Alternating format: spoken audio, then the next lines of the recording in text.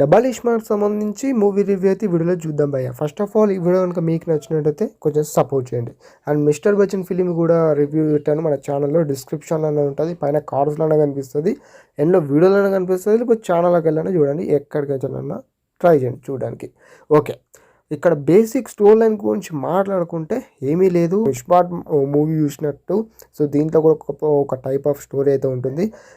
దీంట్లో మన విలన్ గురించి మాట్లాడాలంటే ఫస్ట్ ఆఫ్ ఆల్ మన బిగ్ బుల్, మన సంజయ్ దత్ గారి గురించి మాట్లాడాలంటే ఒక పెద్ద ఇల్లీగల్ బిజినెస్ మ్యాన్ అన్నట్టు అనుకోవచ్చు. అయితే అనుకోకుండా ఈ బిగ్ బుల్క్ అనేది ఒక అనుకోకుండా క్యాన్సర్ అనే వైబ్స్లో కొంచెం తెలుస్తుంది.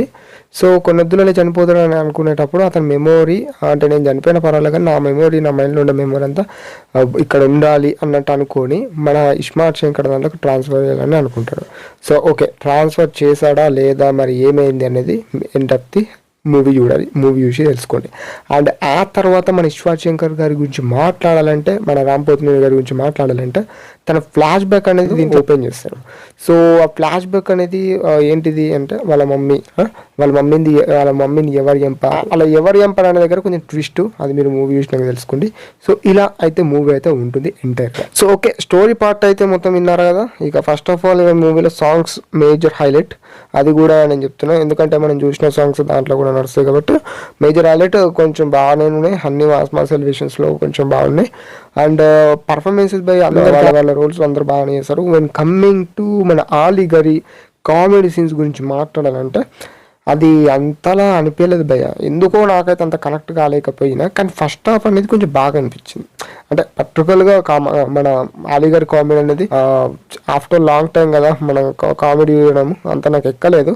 కానీ ఫస్ట్ హాఫ్ అనేది కొంచెం ఇంట్రెస్టింగ్ పోర్షన్స్, అంటే ఆ స్వాంగ్, మన యాటిట్యూడ్, అదంతా మన రామ్ పోతినేని గారి వచ్చిన స్క్రీన్ ప్రెజెంట్లో మనం చూస్తాం. అది మాత్రం కొంచెం బాగా అనిపించింది. ఇక సెకండ్ హాఫ్ నుంచి అనేది అసలైన స్టోరీ అది మనం వెళ్తుంది. ఇది జస్ట్ ఓకే విషయంలో ఈ వేరియేషన్స్లో అనిపించింది ఫిలిం అనేది. అండ్ ఎంతోమందికి ఎలా అనిపించిందో నాకు తెలియదు, ఇది నా పర్సనల్ రివ్యూ భయ్య, ఇది మాత్రం చెప్తున్నాను. అండ్ మూవీలో బ్యాక్గ్రౌండ్ మ్యూజిక్ బాగానే ఉంది, మరీ అంతా ఉన్నాయని చెప్పాను. అండ్ ఇంకా చెప్పాలంటే క్లైమాక్స్ పోర్షన్ అది కూడా ఒక రొటీనే, మనకు ఇస్మార్ట్ శంకర్లో ఉన్నాయి కాబట్టి కొంచెము తేడా, అంటే కొంచెం విలన్స్ రీప్లేస్ అంతే, అంతకుమించి ఏం లేదు.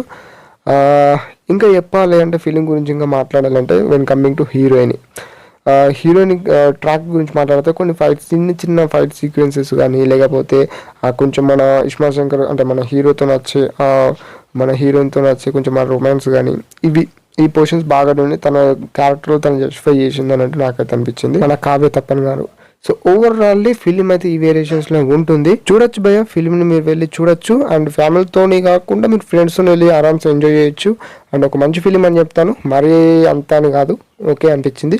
అండ్ మన పూరి జగన్నాథ్ గారికి అండ్ మన రామ్ పోతినేని గారికి ఈ ఫిలిం అనేది ఒక ప్లస్ కావాలనుకుంటున్నా. ఎందుకంటే వాళ్ళు ఎంతలా దారుణంగా ఉన్నారు ఇప్పుడు లైగర్ ఫిలింతో, స్కంద ఫిలింతో, ఇలా ఎంత దారుణంగా ఉన్నదో తెలిసిందే. సో ఈ ఫిలిం అనేది ఒక మంచి ప్లస్ పాయింట్కి వెళ్ళాలి, పాన్ ఇండియా ఫిలిం కాబట్టి. అండ్ ఓవరాల్ ఇదన్నమాట మన double iSmart movie review. And ఈ వీడియో కనుక మీకు నచ్చినట్లయితే do subscribe and share and our channel భయ్య. అండ్ మళ్ళీ మరిన్ని మంచిలో కలుసుకుందాం. అంతవరకు సరే, బాయ్ అండ్ టాటా గైస్.